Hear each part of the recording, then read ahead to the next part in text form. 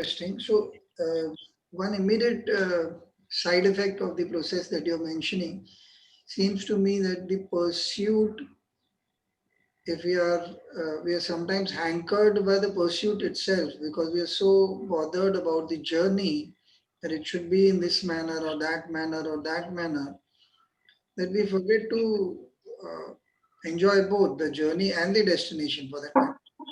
Because we're so concerned, okay, I want to ace this exam or this tournament or anything at all, that I am forgetting the fact that, in fact, funnily enough, I was speaking to a student today. I was with a friend who gives tuitions, and her student had come in. So we were just chatting, and she said, I always tense up one day before the exam. So I was asking her, what do you do 2 days prior to that? What is the mindset? Um, so her teacher, which is my friend, answered for her. She said, "Oh, it always works out in the end." That's what they think, and they come to me at the last moment, and this is how we kind of tackle the subject. Um, so my point is, she seemed worked up in spite of everything. While we were all chatting, and she had got some snacks, and some of us were having it and talking. She seemed a little distracted. So I asked her, I said, I think we are troubling you. You are like very keen to study and get over this fear of the exam. She said, no, no, I know my teacher. She's going to get somehow. So in a way, if I understood the earlier part that you explained, the child is this person who's tense. It needs to be honored. Yes, it is tense at this moment. And the parent figure that you are referring to is the situation. It could be the teacher itself, in this girl's case. It could be mastering the subject. Suddenly you realize it's not as difficult as I thought. Or else, even using the fact that every time, year after year, exam after exam, I have my modus operandi. On the surface of it, it does not seem the right thing to do. But I know that when I do this, it registers with me and I manage to pass my exams successfully. So I'll bank on myself at that point of time, which is called practice, I guess, which was the second part of your answer. So all these little things put together, something will fall in place. Uh, that is one sense of happiness. My question to you is, what when we fail doing this? You did discuss it. Sorry, what? What if we still fail? So my question is in the sense of you describe the process, you describe the mindset at every part of the process as well, including failing, crying, making peace with it, Everything.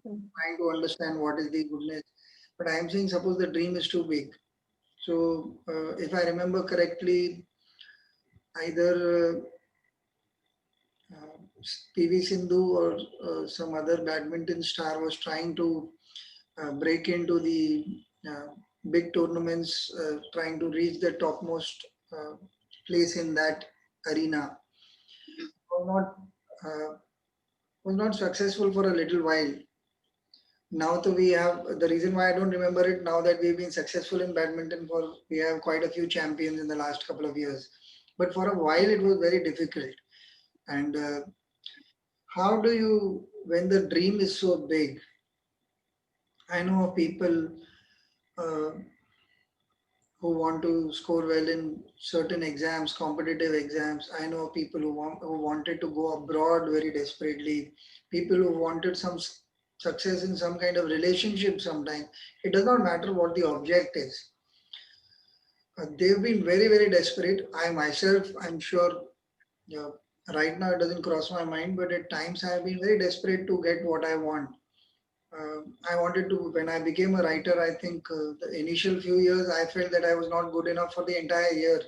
One of my favorite stories is every day I asked my senior, do you think I should quit? Every day. And this is without fail, like 365 days, every day I would say, I don't think I'm good enough. And every day he would say, no, it's okay. You're okay. It's okay. You're okay. And I kept doing that.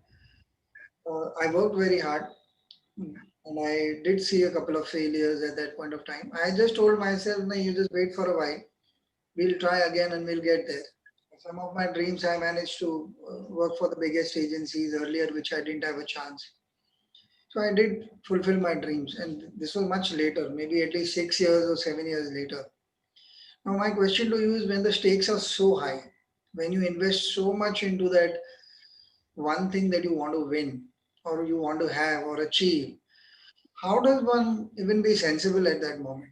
What you're talking is talking to me about sensible people. Maybe you have it. Suppose I were to blame you and say, you guys are very happy with what you don't get.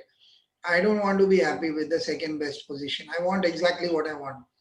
What would you tell somebody like that? And is there a story when you've been quote unquote foolish about wanting something very desperately and then realizing it's not worked? Something that you can share on camera, of course, but something which is a failure of sorts. Because I do not like too many sensible people. I like foolish people because that is where you discover the real challenge and vulnerability, how things challenge you, perhaps. So, Bunty, the whole thing that you said, the journey has been fantastic. I have been foolish, stupid, desperate, needy, um, a crybaby, the most unwanted. I felt I'm the most unwanted. I'm the most, I mean, not good enough. I have felt all of this, and in fact, I'm still feeling. I Oh, would say so. Right now, you think I'm sensible and positive and confident, but I have that churning. But the point is, I'm watching. So it's not that one can get rid of it completely. And it also matters from person to person because of their nature. Somebody may be emotionally way too high, some people are practical, way too practical. So certain situations, some it's easy for some to deal, and worst or most difficult for the others to deal. But two, three things that has helped me, I don't know, it may help others, is that we have doubts. If we have doubt, if we keep doubting ourselves, it just means that we have not validated ourselves. As you told your boss, I should quit, right? So you want him to validate you that no, Bunty, you're good enough. Keep it on. Just be patient. Be patient. But the problem was you had doubts on your own self, mm, right? On your own capabilities. So the doubt persisted. But if that doubt was validated by your own self, if you would have taken that parent state within, because the work of the responsibility of a parent is to be an authority and say, oh, good, oh, bad, oh, you know what, do this, oh, you are perfect, oh, I love what you're doing. So basically, it's appreciation and everything that an authority figure would do. But we fail to become our own authority when, in a way, especially when we become adults, because we always seek it from our parents, from our bosses, from our boyfriends and husbands and spouses basically. So we're not taught to validate our own self. So if we start validating, but that's not for the good, bad, right, wrongs. It's about what is. Then evaluate because it is relative, right? So taking that doubt into self validation and working on self, that can be really helpful and it has helped me. It is still helping. So there have been times I have been very, very desperate to achieve what I want.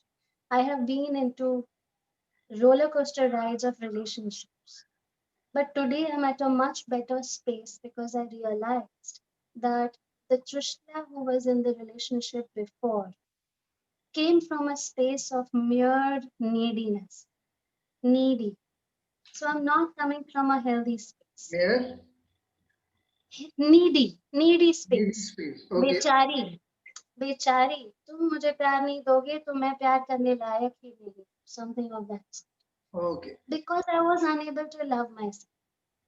So Yeah, of I course. attracted those. So if I do not shift my stance from being a needy and desperate one to having my own, I mean, filling my own cup of love, respect, worth, everything, then I'm definitely going to worsen the relationship by being the toxic one there.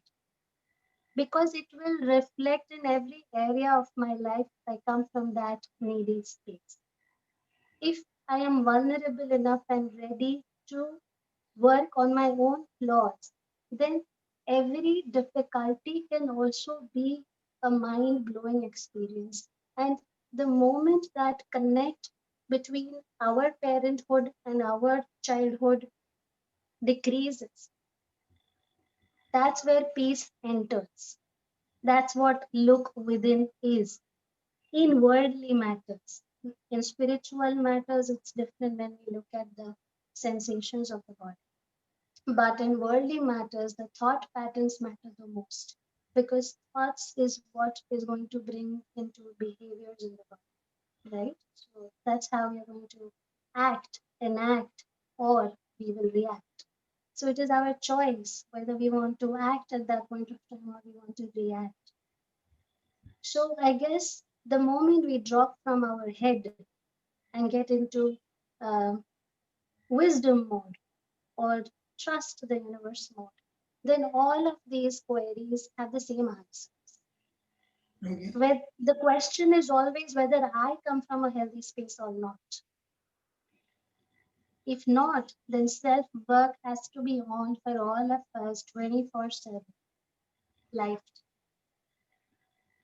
Okay. I have an interesting thought here because of how you framed the answer. Um what if I were to call you a very good philosopher but not practical enough? I am. Maybe. I am a good preacher, but maybe I have not achieved the peak of it. But I'm telling you, I have not. The point is the process on? If the process is on, we win. At least the work is in progress. Work is always in progress. Because we have so many defilements, at least am I having the willingness and awareness to work on self? The situations of life will trigger so many things within me. Am I ready to look at it all the time?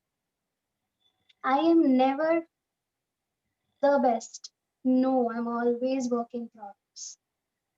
It's never done for anyone. If I shut it by saying, oh, I know it all, then I shut the doors of my improvement itself. Then there's no fun. Whether I'm a doctor, I can still fall sick with my own mistakes. Whether I'm a counselor, I can feel shitty about myself. But the point is, can I spring back on those fundamentals? Because that is what is going to help me rather than depending on someone else to fill my cup. We do get support, but nobody can do it for us but us. Okay. I I'll try and read this what you said in my own way. Tell me if I've understood it correctly. So, am I right in assuming that you're saying if one has a hypothesis, even if it is a philosophy, if one has heard it or read it, you're Hmm. saying at different stages of life, you keep checking, cross checking it with your practical experience, go back, keep honing it, keep understanding it, again go back, again keep understanding, keep improving upon it. There is an entire journey of self-seeking, which itself may bring I want to use the term some bouts of happiness, like bouts of disease come I in. would rather send bouts, I would rather say bouts of satisfaction, Yeah, peace, um, I'm peace. not playing Because this word. happiness is overrated. Yeah, Happiness is overrated, yeah. yeah, because that would be then another question that I'll lead because of what you said. I'll lead the conversation there, perhaps. Uh, so, how does one define happiness in the way that you said? If I do not want to stop at satisfaction, I want to say I'm a little more greedier. I want that high that happiness brings. First question, is it wrong in your eyes? No, it's not true. There are times when I'm successful doing something wrong. Wrong means I get the sense of excitement of happiness at times. It could be as simple as getting to eat a pizza of the kind that I like, and I get whatever I want at that point of time. So those kind of little happinesses keep happening in life. Um, I start taking them for granted. It's not a big deal because they are really not even like those tick mark of big happinesses. I don't even count. You and I met, we go for a coffee, and that kind of coffee turns out to be like strong filter coffee that I and you perhaps like. So we are like, yeah, okay, this is. We don't even count it as important, Yeah. but it gives us happiness. So we take it for granted. Yes, yes, we do. Now my question is, because you specified satisfaction, that's where my question comes from. So that is satisfaction, but I don't even look at it as happiness. I have the money, uh, and I can afford to go there, pay some money, and get that happiness. Why are you calling it happiness? It is, I have earned it, and I have earned it. It's not even my dad's money. I have worked, and whatever, all that is also perfect. Now, in that scenario, how does one start seeing that as happiness? Are you saying, is there a role that gratitude has to play, perhaps, to also Absolutely. negate the. Absolutely. Gratitude, if we follow every moment with gratitude, then it's like, you are earning happiness penny by penny, putting it in a piggy bank every day. Okay, So you do not value a penny in front of 1,000 rupees. But if you collect those small happy moments as a penny in your piggy bank, it's going to become 1,000 because it's making you feel good about yourself. So definitely nothing has to be taken for granted.